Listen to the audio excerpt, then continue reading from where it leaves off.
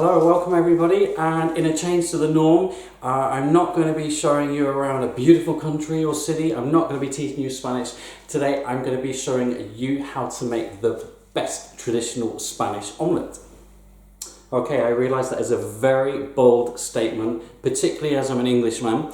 However, when I lived in Spain, in León, in the north of Spain, about 22 years ago, I lived with a Spanish family, and my Spanish mum, as I refer to her very fondly, actually taught me how to make a traditional Tortilla Española. So, come with me, I'll show you how it's done.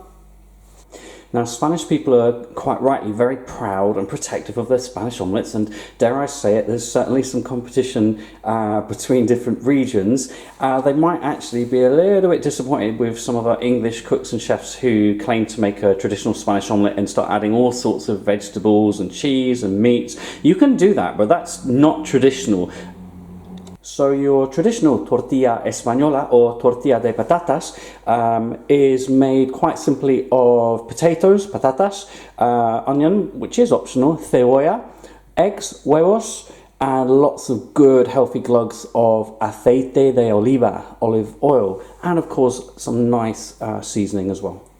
Amounts and measurements always will depend on the kind of products you buy, and you might need to experiment a little bit with this, but usually 3 large potatoes, 1 large onion and around 6 eggs should fill a pan of this size, which is about 24 centimeters in diameter. And step 1, quite simply, you're going to take a peeler or a knife. You are going to begin peeling those potatoes for me. All done. And next job is to peel the onion. Okay, your next job is to start cutting the potato. This is actually much more important than most people realise, because when you're cooking the potato in the olive oil a bit later, if these slices are too thick, this is great by the way, it's going to take a long time to cook the potato, and it's possible that they're not actually going to cook down enough. So your choice is to either thinly slice the potato like this, or possibly you could almost produce sort of like matchstick kind of sized potato chips, a little bit like this. As long as they're not too thick, they're going to cook nicely, okay? And there we go, all done. I went with the matchstick approach in the end, just because I think it looks quite nice when the omelette's cooked and you slice through it and you see all these lovely layers of potato. Okay, so next job is to really finely dice that onion. So to dice our onion, we're going to slice lengthways, nice and thin, like so. Don't need to go straight to the end because you want it to all hold together still. And then, quite simply, we turn that around and nice, small, diced pieces of onion. Perfect. Okay, next job is a good glug of olive oil. However much you need depends on how many potatoes you are going to be cooking. The rule of thumb is that it really needs to just about submerge the potatoes so that it cooks slowly over a low heat, okay? The first thing I want to do before putting the potato in to cook is just to check that it is warm enough. We don't want the potato to just sit there and sort of stew in the oil. Let's have a look and see if that started bubbling. Oh yes, okay, so that means it's ready for us to add the potato. Okay, and in we go with our potato, carefully. And we're not actually going to add the onion just yet, because the potato is going to take longer to cook than the onion. Oops, I never said I was a cook, did I? Okay, so in with the potato. Make sure there's enough olive oil in there, and don't worry, I know it seems like a lot, but actually we're going to be draining that later, so that's not going to end up in our omelette. Okay, yeah, that looks fine to me, so it's just about submerged. So you're going to need to let your potato cook quite slowly, make sure it's not sticking on the bottom as well, probably for a good 10 or 15 minutes as a minimum. And whilst your potato is cooking in the pan, you need to start thinking about cracking your 6 eggs into a bowl. I'm trying my best not to get any shell. That's fine. One more. And then we're nearly there. Lovely. And I'm going to add a little bit of salt and give them a good mix.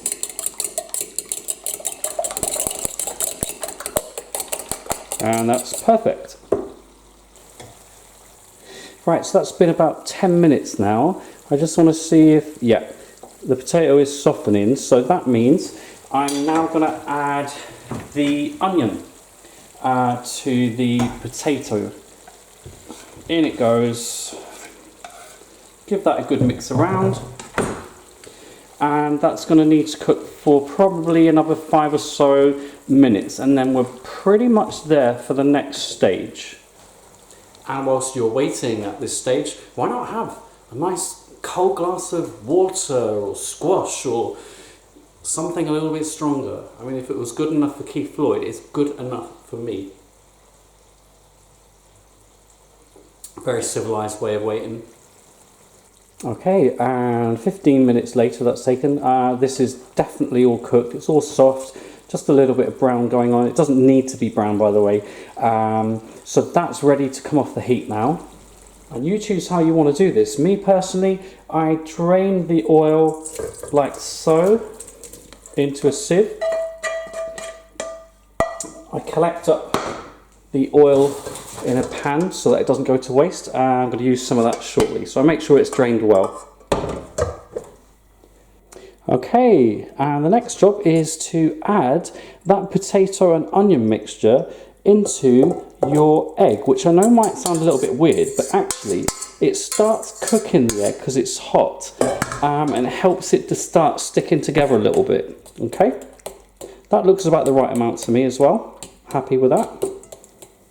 Okay, I've just put a very small amount of olive oil that we saved back from the mixture just now when we drained it. And now you're going to literally add the whole mixture of potato, onion and egg into the pan. And you're going to just start stirring, agitating. That sounds really weird, doesn't it? Agitating the mixture just a little bit so it starts to cook through.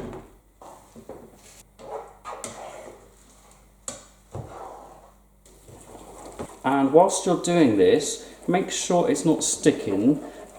So keep pushing it around the edges. It's going to actually help it have that really nice rounded form later. I'm doing this on a low heat. It's a 4.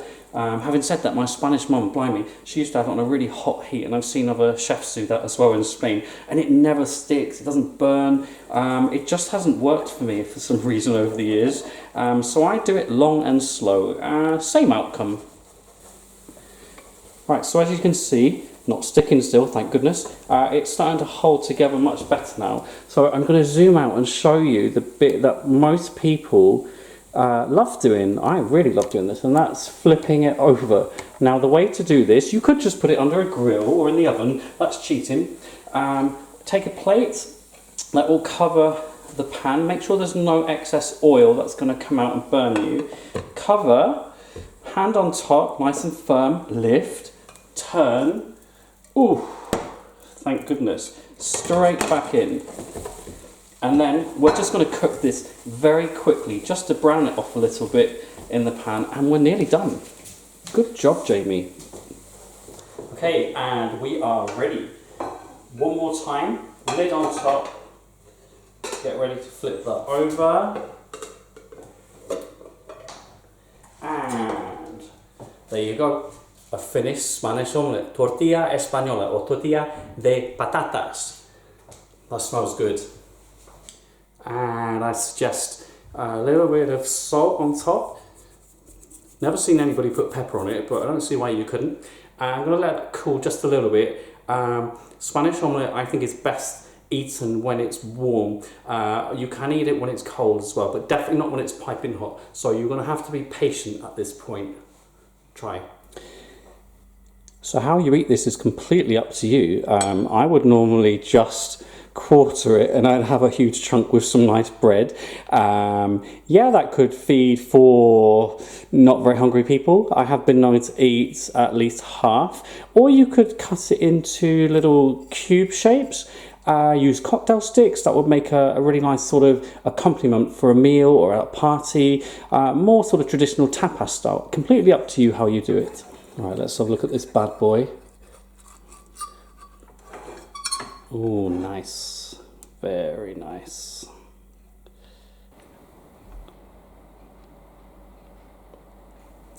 Okay, this has been a good use of time. The proof is always in the pudding, of course. So let's see what this is like.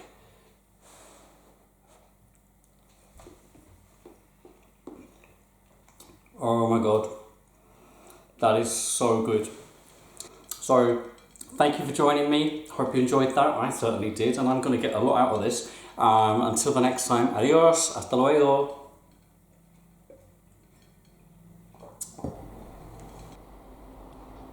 Oh, top tip.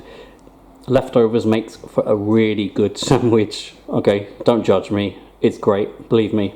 Maybe a bit of mayo on the side?